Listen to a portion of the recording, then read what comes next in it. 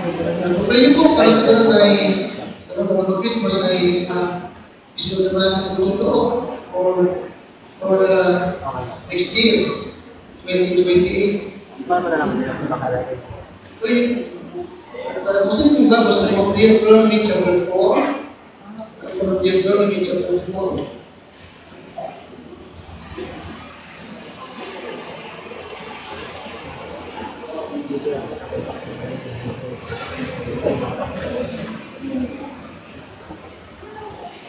Deuteronomy chapter 4. May gabi ay nais ko po na ibigay ito po minsan about ano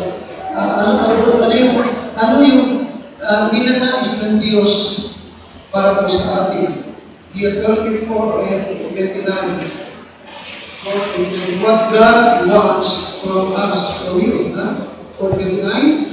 Sabi-sabi tayo, but if thou, Deuteronomy 4:29, ready ba sa but if thou, from thence, thou shalt seek the Lord thy God, thou shalt find Him, if thou seek Him with all thy heart, with all thy soul. Now, ito po ay great promise ng Diyos. Tingnan mo din, ito may pangako niya sa mga mananampalataya na siya ay iyong matatagpuan. Nanay po, kailangan na siya iyong matatagpuan. At siya may matatagpuan ng bawat mananampalataya kung kanyang gagawin yung 4 na bagay. Again, 4 na bagay. No? Kung gagawin mo, ang Diyos ay nangako, ano yung kanyang pangako? Thou shalt find me. Thou shalt find Him.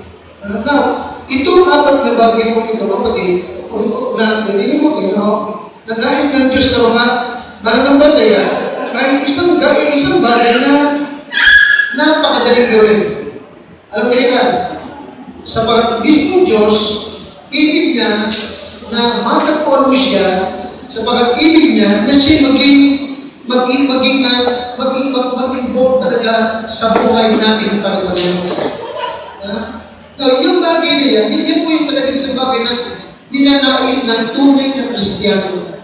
Ang Diyos ay involved sa kanyang buhay. Hindi ba nakanipo ako? Nakanipo ako? Ibig niya na siya involved sa buhay mo, bahagi ng buhay mo. Na gumagawa sa iyo at nakikita mo. Nakikita mo na siya gumagawa sa iyo. Amen? Amen? Nakikita mo na siya gumagawa sa iyo.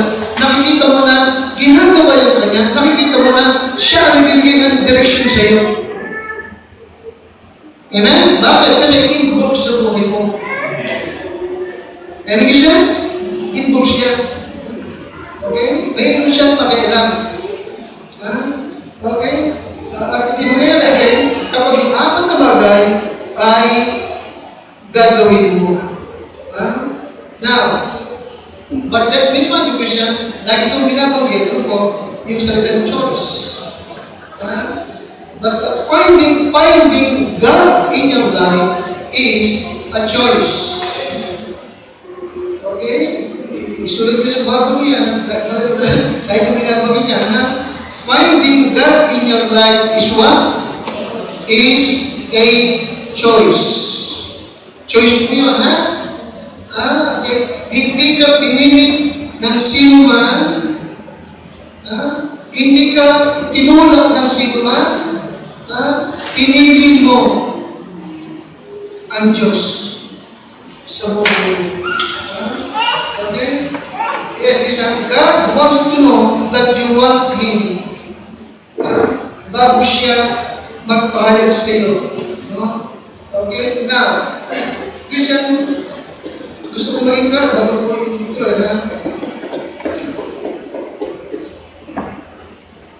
Ang Diyos ay nasa bawat mananampalataya, di ba? Ibig siya? Ang Diyos ay sumasa Kristiyano. Nasa bawat Kristiyano siya. Okay? But God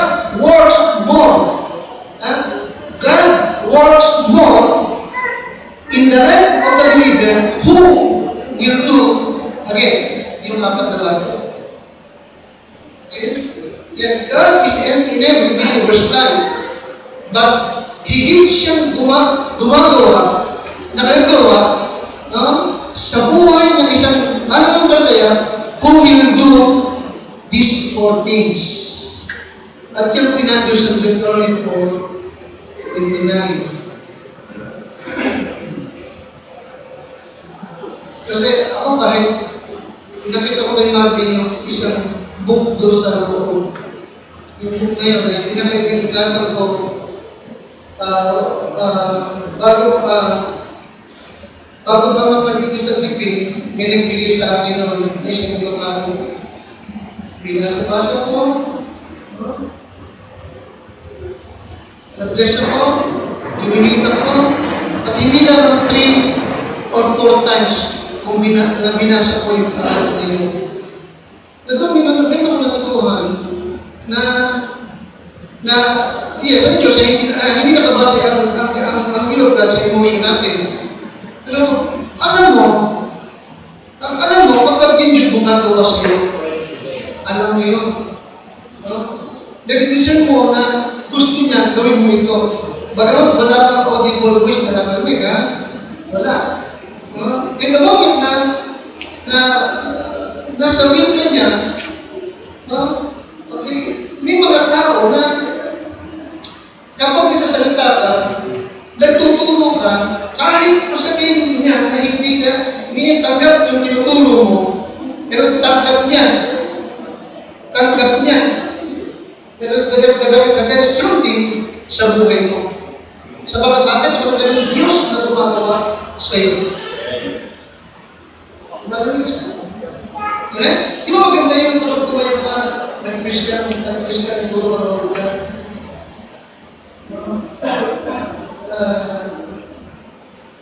Di mga tao, nag-iisip yun.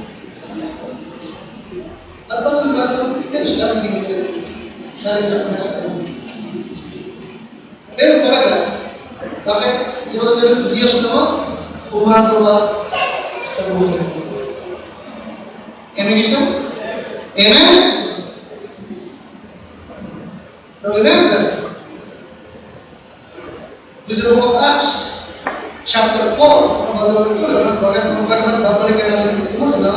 Okay, in the book of Acts, chapter 4. Nakita nyo, chapter 4, verse number 13. Si Peter at yung isa pang alagad ay pinalo, ginikipit sila, kinagagalitan sila, at hindi nila pinaniniwalaan yung kanilang ipinapangalan. Pero sa kabila ng hindi nila pinaniniwalaan ay tanggap nila na itong mga tao ito ay mga tao nakasama ni Kristo at si Kristo'y sumasa kanila. Ano yun siya? Chapter 4, verse 13. Sabi-sabi nga po tayo. Ready? Basa. Now, when they saw the boldness of Peter and John, and perceived that they were alert and ignorant, they marveled, and they took knowledge of it that they had been with Jesus. Nakata nyo?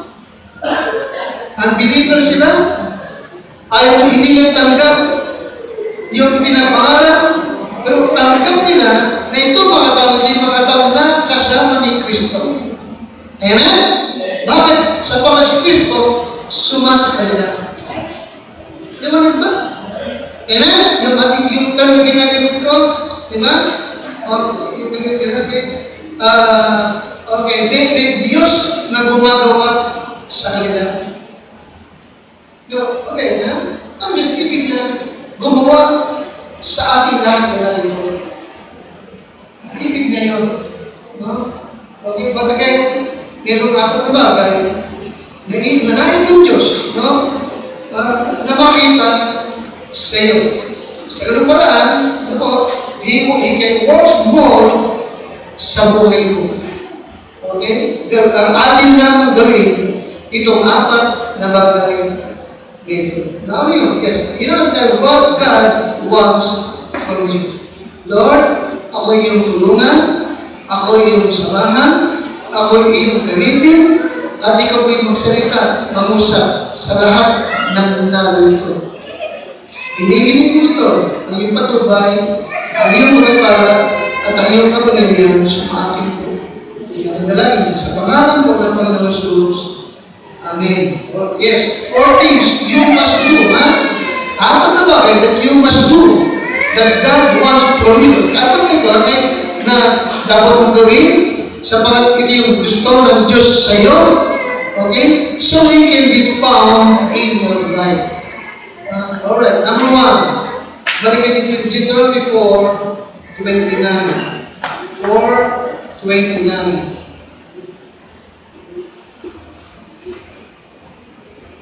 Hindi na kayo? Deuteronomy 4:29. Okay, guide yung mga katabi nyo. Hindi mo makita. 4:29. Ready? Basa. But if from thence thou shalt what? Seek the Lord thy God. Thou shalt find Him if thou seek Him with all thy heart. Palino, dalawang ulit ginamit sa katan, seek. Diba? Thou shalt seek. Okay? Thou shalt seek. At binigit ko kayo sa inyo kanina, that finding God in your life is what? Is a choice. Diba? Hindi ka pinili ng sino man. Ikaw mismo ang naghangad na hanapin ang Diyos sa iyong buhay. Diba? Alam mo ba kayo, bakit mo siya hinahanap? Kasi meron kang desire. Okay, meron kang desire. So number 1 is what? God wants your desire. Okay na kasi nga? God wants what? God wants your what? Alright. Ano na sa mga makikita niya na gusto mo siya. Amen? Ninanais mo siya sa iyong buhay. God wants your desire. Amen ka siya? Amen? Bakit ka ba kumakain? Kasi meron kang desire na kumain. Amen? Naliligo kasi gusto mong maligo. Gusto mong kumain. Maliwanag ba?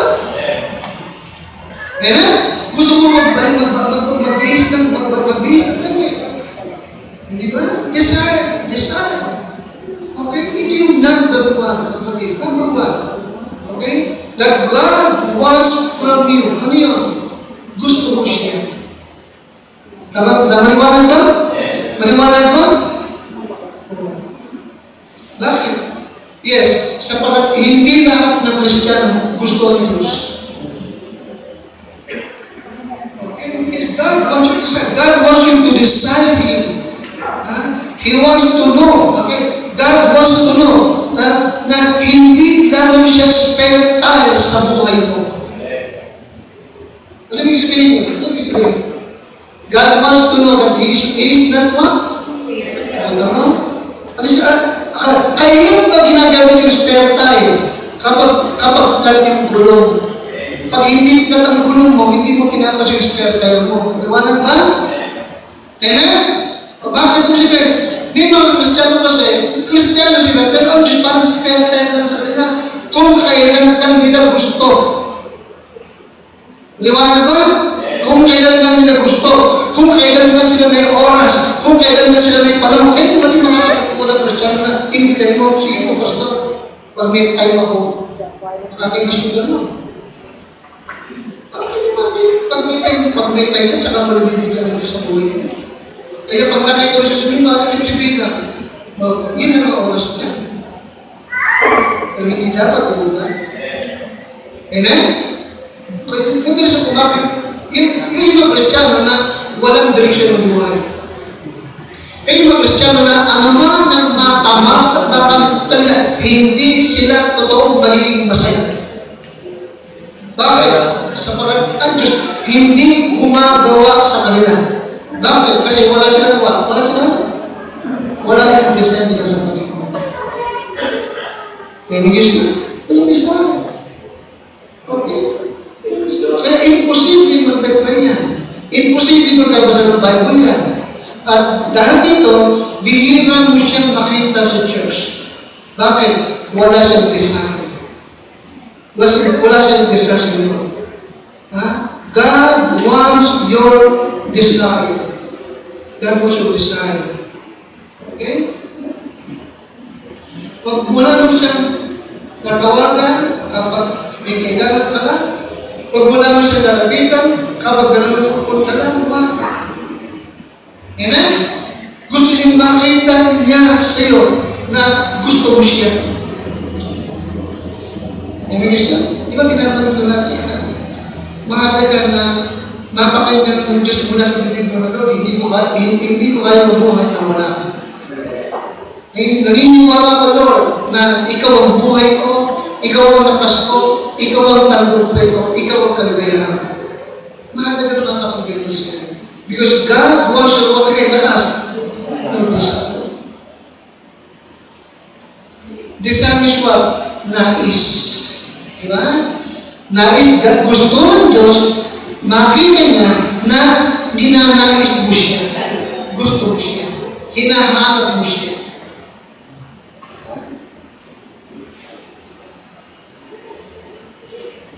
Tingnan mo, Psalms 27, verse number 4. Psalms 27, verse number 4.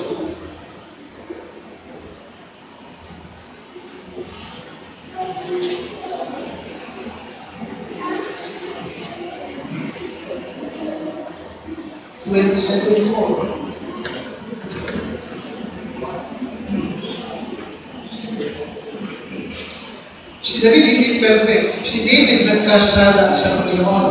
Ha? Pero maliwanag na meron siyang desire sa Diyos. No? He want God sa kanyang buhay. Alright. Ano sabi ni David? Tayo po lahat. 27:4. Ready? Basa.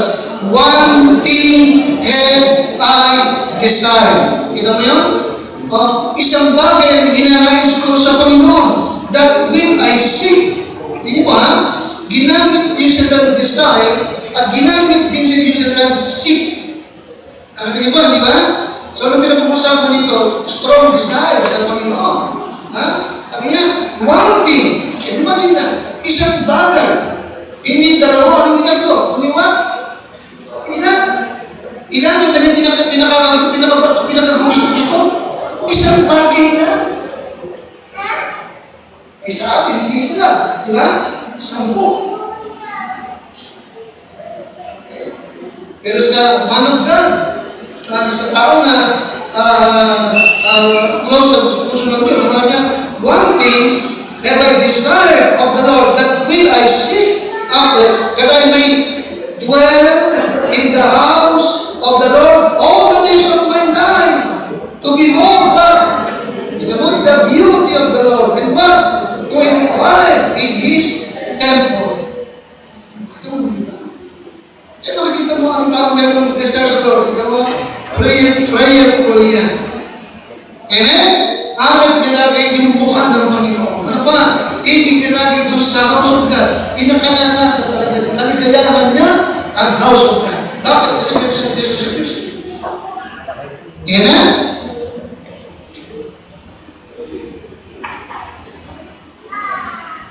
Isa pa, chapter 73, verse 25. 73:25. Okay, so tandaan na, no? Okay, what God wants from you? Ano number one? God wants your what? Your desire. Huh? Okay, 73:25. Psalms 73 and 25.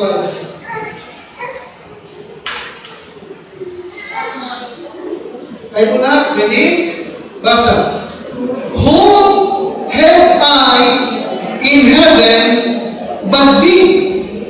And there is none upon earth that what? Ano? Pag niya sa heaven, isa lang yung kaharapin niya, ang Diyos. At habang nasa lupa pa siya, nabubuhay pa siya, ano sabi niya? Wala sa ibang ginanasa sa lupa, maliban kanino?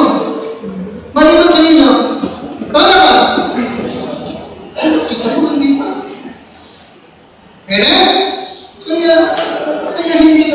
nila. Kaya si David, tinawag na man after what? God's own heart. Siya yung lalaki na malapit sa puso ng Diyos. Sa si David is what? Meron siyang what? Desire. Okay? Kayong desire ay Panginoon. Sino? Sino sa English yun? Whom have I in heaven? Kundi ikaw. At walang inanasa ako sa lupa, maliban sa iyo. Okay. Now, ito ba ay dalangin na narinig ng Diyos sa iyong bibig? Nakikita ba ng Panginoon na siya talagang pinakananasa mo sa iyong buhay? Mahalaga niya. Ibig niya, ibig niyang gumawa sa buhay mo. Ibig niyang siya makita ng tao sa buhay mo rin. Di ba naman? Na gumagawa sa iyo. Okay? At ibig niyang mangyari ito, pero mangyayari ito, kung itong number one ay ginagawa. God wants your what?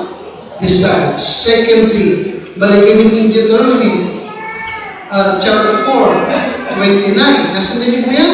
No? Okay, yung palawa. But if thou thence thou shalt seek the Lord, thy God, thou shalt find Him, if thou seek Him with all thy what? With all thy what? Okay, number one, desire. And number two, heart. God wants your what? God wants your what? Yes, God wants your heart. Hindi ba sa private meron sinabi, Lord, my son, give me my son, give me thine heart. Ano ba yun? Hindi hihingi yung puso natin. Hihingi, di ba? At pagdating ng bagong tipalaman, yung Ephesians 6:12 hanggang 14, binanggit niya ito na ating protektahan, na isuot natin yung breastplate of salvation. Yung breastplate ay protection ng puso natin. Nagpapakita talaga ito na ang Diyos ay interesado talaga sa ating puso. Di ba meron po siyang binanggit na give diligence sa puso mo, pakabantayan mo, pakaingan mo yung puso mo. Amen? Isang bagay ito kasi is what? Maraming naghahangat na makakuha ng puso mo. Is doon ang diablo. Kasama doon sa libutan. Amen? Kasama doon yung mga kasalanan. But God wants your heart. He wants your heart, Krishna. Okay? Inuna natin yung number one. Inuna ko yung number one because God cannot, sapagat hindi mangyayari na mapasa kamay ng Diyos ang puso mo kung wala naman ang desire mo sa Kanya. Ako niyo ba ako? God cannot have your heart if He does not have your desire. Kaya ibigay mo na yung desire mo ay sa Diyos at doon kapag yung desire mo sa Diyos, pangalawa, yung puso mo ay ibibigay mo. Okay, again, God wants your heart. God wants your heart because He wants you to be totally devoted to Him. He wants you to be what? Totally what? Totally devoted. Okay? Yung bang devotion mo na sa Kanya. Okay? Buong puso ang iyong paglilingkod, buong puso ang iyong pagsamba, buong puso ang iyong pagkakaloob. Talagang devoted ka sa Kanya. Amen? Hindi naman masama eh. Diba? Ang masama yung devoted ka sa maling Diyos. Yung ating mga ninuno, sobrang naging sarado sa relihiyon na hindi nakapagligtas sa kanila. Amen? Kaya kung magiging totally devoted tayo sa Diyos, ay talagang dapat lamang. Amen? Sa mga siya nagligtas sa atin, at siya rin ang makakatagpo natin pagdating sa kanyang langit. Amen, Krishna? Amen?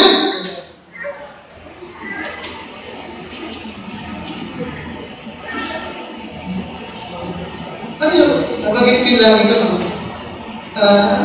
Maraming tao, alam mo, kahit Kristiyano, ang kanilang isipan, pag i-prepare pa ng pinag-usapan, ano kaya ang gagawin natin sa langit pagdating doon? Ano yun?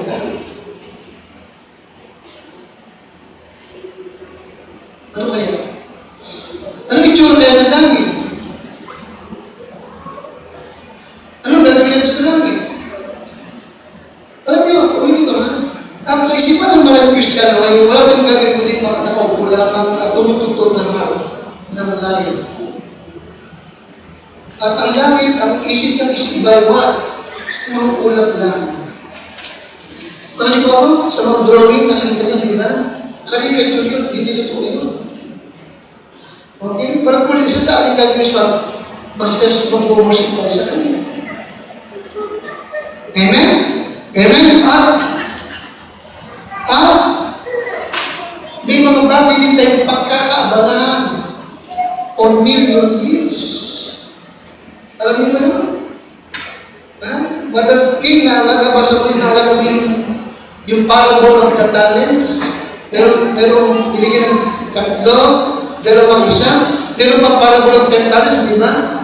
Bawat isa binigyan ng kanya-kanyang talento. Sabi niya, occupy till I come. Amen? At nung bumalik siya, anong sabi ng binagdang mga naging katiwala? Sabi niya, mabuti katiwala. Dahil ito, pamamahalaan kita ng ilan? Ng mga bansa. 5 bansa sa iyo. 2 bansa sa pamamahalaan kita. Alam mo na? Speaks of pag-dominion. May totoong parabol yun. May kapakita na pagdating ng Lord, isa sa ating nawaswat, pamamahalaan tayo ng mga bansa. Amen? Huwag natin nakalimutan. Okay? Si Christ ay tinawag na second Adam. Bakit second Adam? Ang ganyan. Sino mo nakita si Adam? Hindi mo si Adam bumagsak sa pagkakasala? Pero ano ang tungkulidad? Anong duty ni Adam? Ano talaga yung original na kanyang gawin trabaho bilang Adam? Ano? So, chapter 1, chapter 3, di ba? You should have dominion. Kayo ang mamumuno dito. Nagalipante, tagabuhat mo. Hindi siya? Amen? Yung aso lang tayo mo. You should have dominion sa lahat ng kayo. Pero nawala kay Adam sa bakit nahulog siya ng pagkakasala. Si Christ ang tinawag na second Adam. Sa first Corinthians 15, yung second Adam. Okay? Through Christ, babalik yung dominion ng tao sa mundo ito. Kaya second Adam siya. Okay? Kaya tayong lahat ay tinawag na kasamang tagapagmana ni Kristo. Ano ba na? Amen? Kasamang tagapagmana. Siya ang tagapagmana, tayo ay kasamang tagapagmana. Kasama tayo mamamahala pagdating ng kaharian ng Diyos.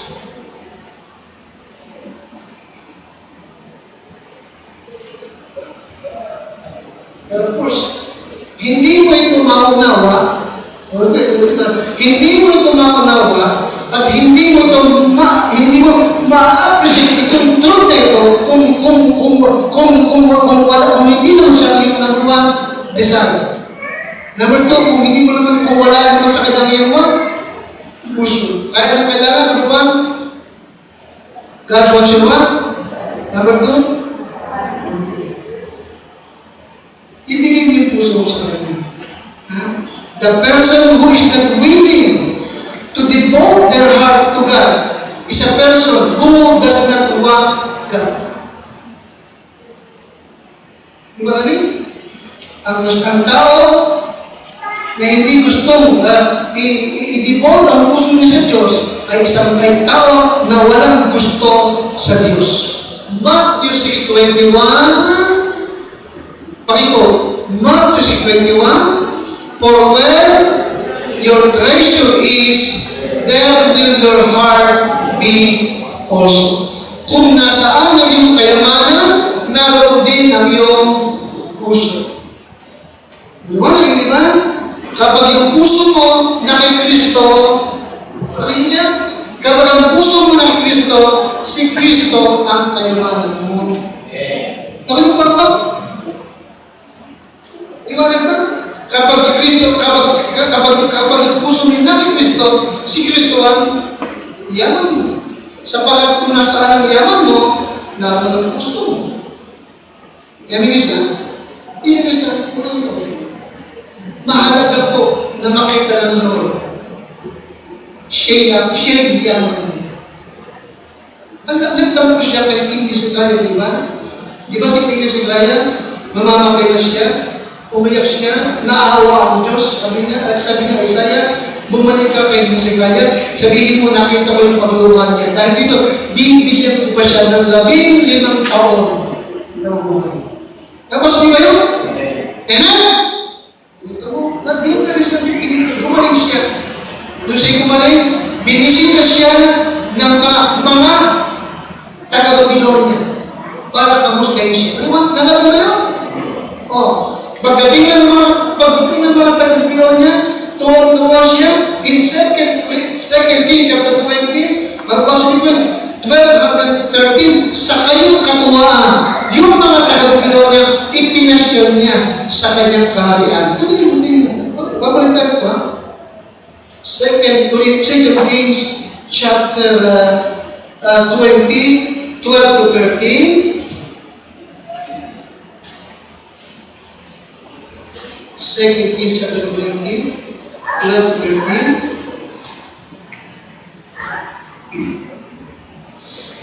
Ilang taon nang ibinigay ng Diyos sa kanya ulit?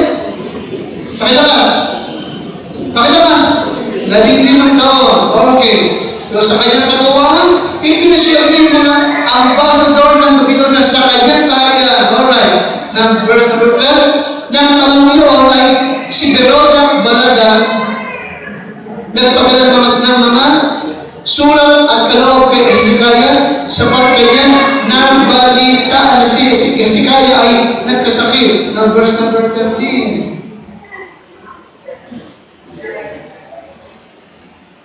At dininig ni Hezekiah sila at ipinakita sa kanila ang buong bahay ng kanyang mahalagang mga bagay, pila, ginto,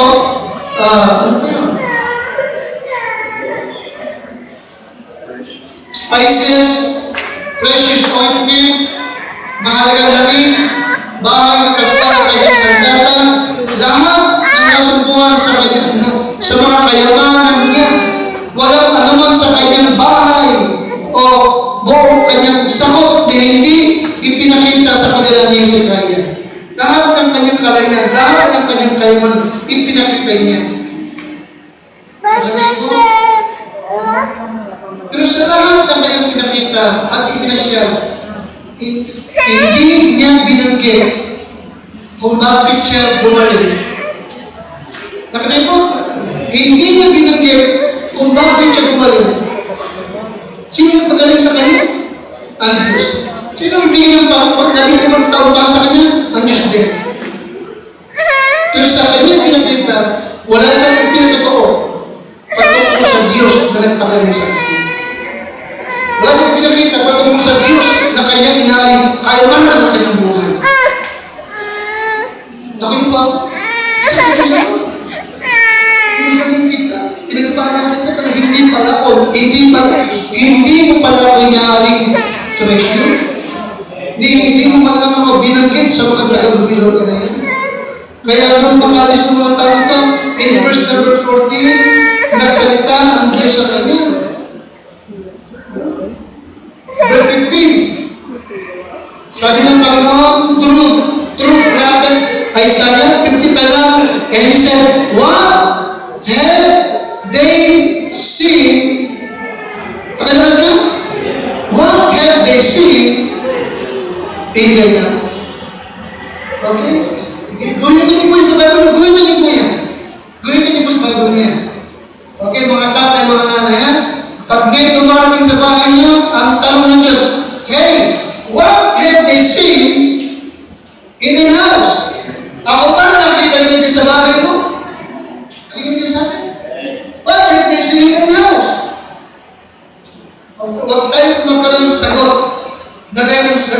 Hezekiah. Ano sabi ni Hezekiah? All the things that are in my house have they seen. There is nothing among my treasures that I have not shown them. Kita mo? Kita mo? Hindi niya binanggit.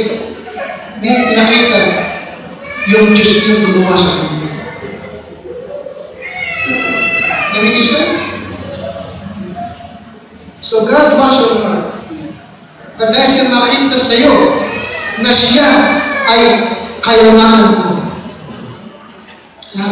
Okay, number 3, your soul. God wants your soul. God wants your design. God wants your what?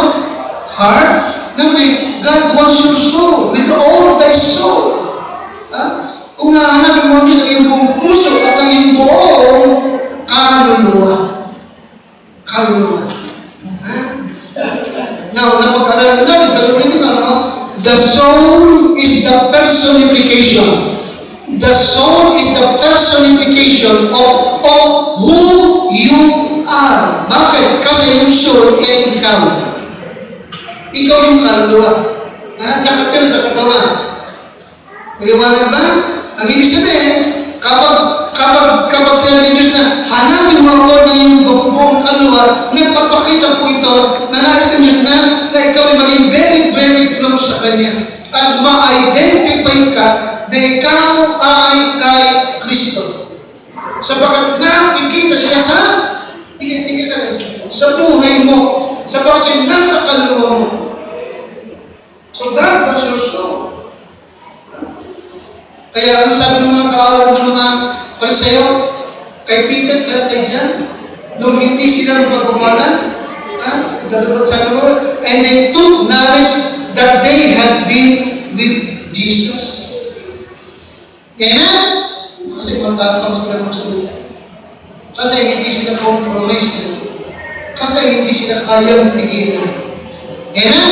Kasi ipinakita nila na isa lamang ang kailang goal na ma-please ang Diyos. Kaya kung sila pinagbabawalan, ano sa pinagpita nila? We ought to obey God rather than man. Amen? Amen? Yung ganun ang klase ng Kristiyano na yung kanyang soul ay naibigay na niya sa Panginoon. Okay? So, God wants your soul. God wants your soul.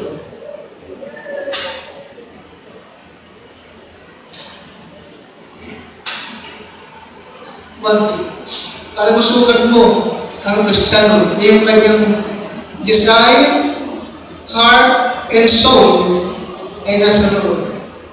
Subukan mo siya minsan na pag may mali, ituwid mo. Kapag hindi ay sa kilos, pagsabihin mo. Tinan mo yung magiging sabi.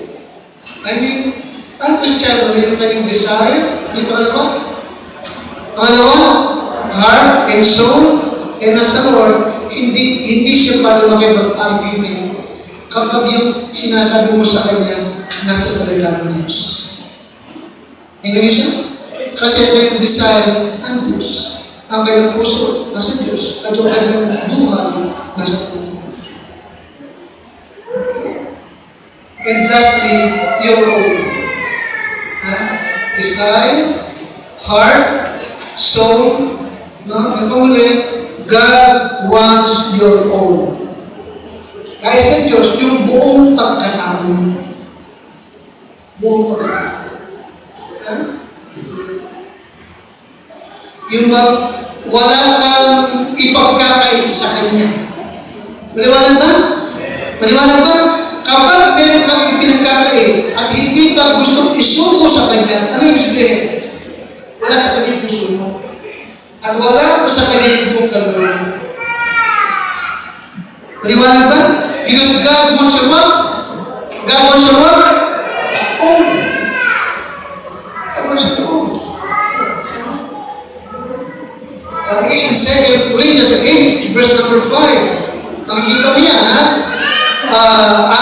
Ang Macedonian church ay hindi mayaman, pobre, under persecution ang Corinthian Church, Christian, pero nagbigay sila ng higit sa inaakala ni Pablo.